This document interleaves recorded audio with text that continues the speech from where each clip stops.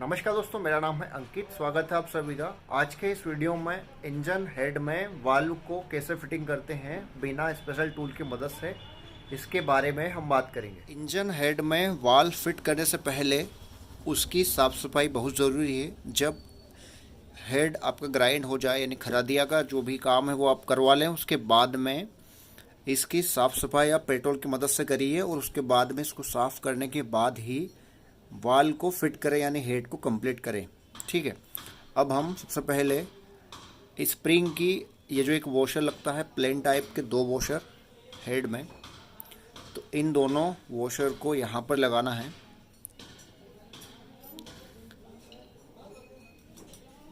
एक वॉशर यहाँ और एक जो वॉशर है, दोनों वाल की गाइड के पास में एक एक वॉशर लगेंगे। ठीक है।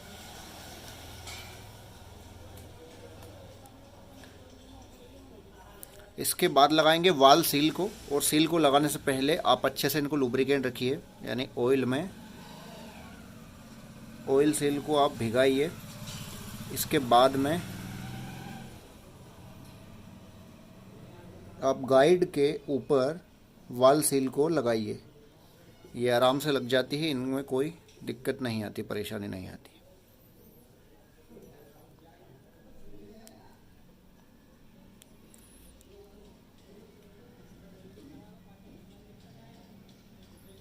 थोड़ा सा पेशेंस रख के इस काम को आप करिए। ठीक है। इसके बाद में इनटेक वाल जो रहेगा वो एग्जॉस्ट की तुलना में बड़ा रहेगा, यानी चौड़ाई में लेंथ इनकी बराबर होती है। तो वाल को भी अच्छे से आप ऑयल से लुब्रिकेंट रखिए। इसके बाद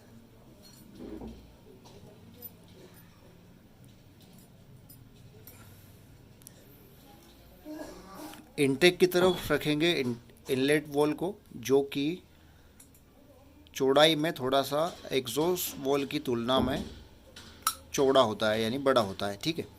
इसको लगाने के बाद में लगाते हैं इसके स्प्रिंग को। इसमें 2 तरह के स्प्रिंग लगते हैं। एक है थोड़ा, इसके जो साइज़ है, एक थोड़ा चौड़ा है, एक पतला है। ठीक है।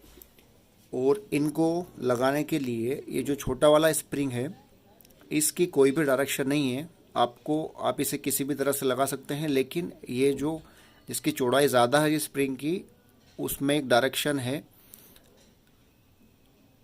जो चौड़े वाला हिस्सा है वो ऊपर की तरफ रहेगा, और जो पतले वाला है यानी स्प्रिंग जहाँ से कम फैला हुआ है वो नीचे रहेगा, ज़्यादा फैला हुआ जो भाग है वो ऊपर रहेगा, इस तरीके से। ठीक है। इसके बाद में इसकी स्टेप अप कटोरी है एक, ये स्टॉप करने के लिए, और ये है वाल को स्प्रिंग से होल्ड रखने के लिए इसके लॉक, यानी इनको कैचर भी बोलते हैं। तो यहाँ पर इनको रखना है सिंपली। और इसके बाद एक 17 mm का सॉकेट मैंने लिया है। इसको वाल के नीचे हम यहाँ पर इस तरीके से रखेंगे। ठीक है। इसको ऐसे रखने के बाद आप ज़मीन पर रखिए, या फिर किसी ऐसे प्लेस पर रखिए जो कि थोड़ा सा हार्ड हो। ठीक है। उसके बाद ये जो कैचर है जो कि वाल को होल्ड करके रखेगी, इसका जो छोटा वाला हिस्सा है वो नीचे रहेगा, बड़ा वाला वाइट जो हिस्सा है वो ऊपर की तरफ रहेगा। ठीक है। दोनों कैचर को, यानी दोनों कट्स को इस कटोरी में रखिए। दोनों कटोरियों को इस तरह से रखने के बाद, यानी कैचर को रखने के बाद में मैंने एक टी, जो प्लग खोलने का स्पिनर होता है, उसमें एक टी टाइप का एक जो सरिया होता है उसको वेल्ड करवाया है, क्योंकि इसकी हर टाइम ज़रूरत होती है जब जब हमको प्लग खोलना पड़ता है तब। इसमें आप ये कपड़ा इस तरह से करिए। ठीक है। इस कपड़े को इस तरीके से आप थोड़ा सा फोल्ड करिए, घुमाइए, यानी ताकि ये हार्ड हो जाए यहाँ से, इस तरीके से।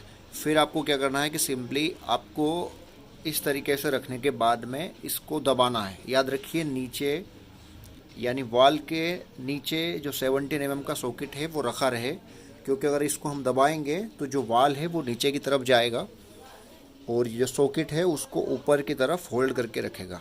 ठीक है, इस तरीके से।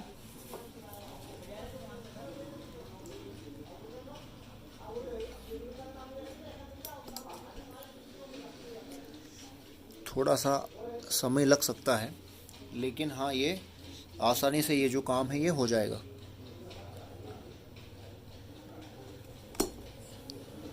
ठीक है, ये आप देख सकते हैं कि ये जो दोनों कैचर्स हैं वो लग चुकी हैं।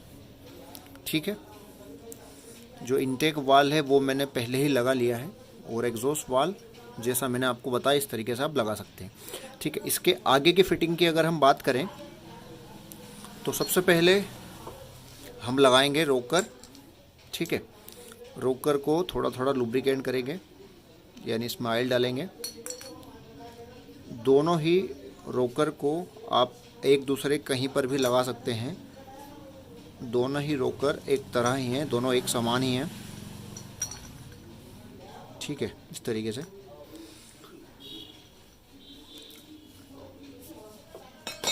रोकर को होल्ड करने की जो केम है उसकी डायरेक्शन मैटर करती है। जिस तरफ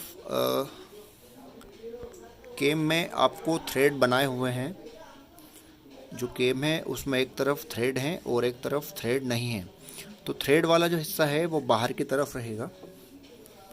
यानी कि इस केम में यहाँ पर हेड बने हुए हैं थ्रेड, तो ये बाहर की तरफ रखेंगे। ठीक है, और जो रोकर है उसको केम के साथ अलाइन करेंगे, लेकिन इससे पहले केम में भी थोड़ा सा ऑयल लगाएंगे और इसको सिंपली हमें पुश करना है, इस रोकर को केम के साथ अलाइन करते हुए। ठीक है, ये सिंपली चली जाएगी, कोई भी प्रॉब्लम नहीं होगी।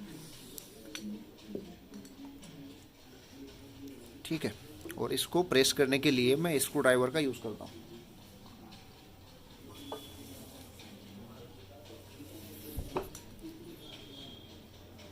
ठीक है, सेम दूसरी ऐसी ही प्रोसेस दूसरी तरफ भी होगी, तो वो मैं कर लेता हूँ। दोनों रोकर को अपनी जगह पर लगाने के बाद ये जो आप होल दिख रहे हैं यहाँ से थोड़ा थोड़ा लुब्रिकेंट और करेंगे इंजन ऑयल की मदद से। इसके बाद में कैमशाफ्ट को लगाएंगे। कैमशाफ्ट को लगाने से पहले दोनों बेयरिंग को अच्छी तरीके से आप चेक कर लें कि सही है या नहीं, डायग्नोस करके ही इसको लगाएं। और सिंपली इसको इस तरीके से आपको यहाँ पर बैठाना अंदर की तरफ।